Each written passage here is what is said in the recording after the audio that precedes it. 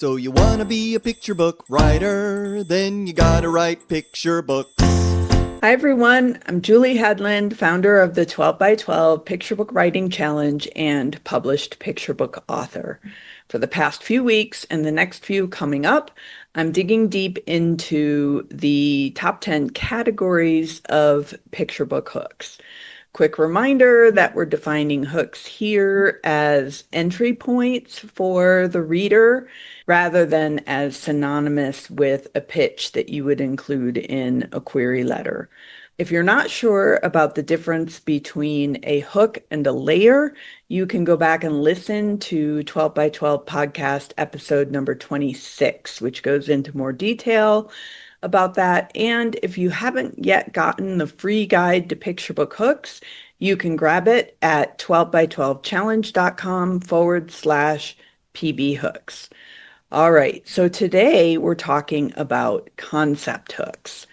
Now, when you hear the word concept with respect to picture books, your mind probably immediately goes to concept books, where the concept is absolutely the most significant hook in those books. Age-old examples of popular picture book concepts are alphabets, shapes, counting, colors, opposites, seasons, language, grammar, STEM, holidays, on and on. But concepts can also be used as secondary or even tertiary hooks in non-concept books, whether they are fiction or nonfiction. Let's talk about concept books first.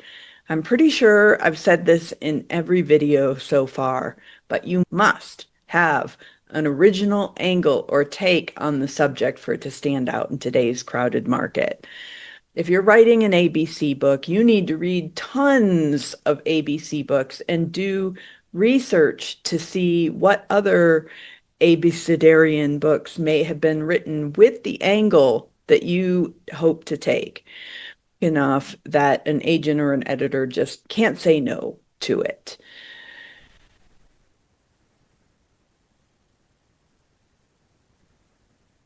So just know you've got a lot of work in front of you if you're writing a book using a popular concept. I find that people think less about how concepts can add hooks into narrative stories.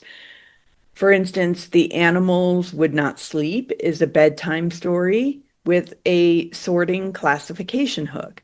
Carrie Finison's Dozens of Donuts and Plenty of Pancakes feature simple math in these tales about forest animals and baked goods. You Loves You by C.C. Bell is a hilarious yarn with great grammar hooks. Here's a word of warning, though. It's easy for a concept hook to feel tacked on to narrative stories, where it becomes obvious that the intention was to add more hooks rather than that hook organically working for your story. When you're writing narrative fiction or nonfiction, the story always has to be primary. If there are organic ways to add concept hooks, great.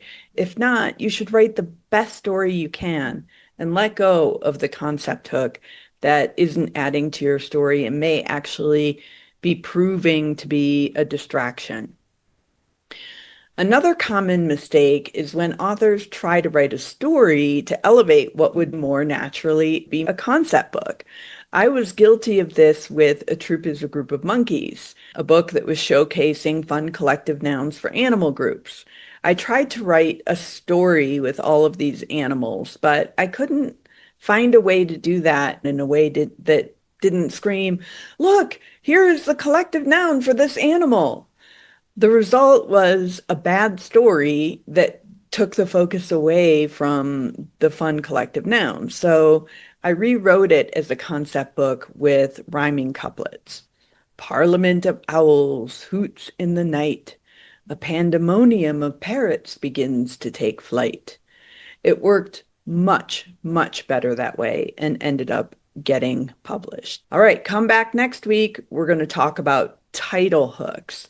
And again, if you haven't gotten the guide yet, you can get it at 12by12challenge.com/PB hooks. And I'll see you next week. Ciao for now. You're amazing, exciting. Look out, 'cause you're writing 12 by 12. 12 manuscripts. 12 by 12. 12 picture books. 12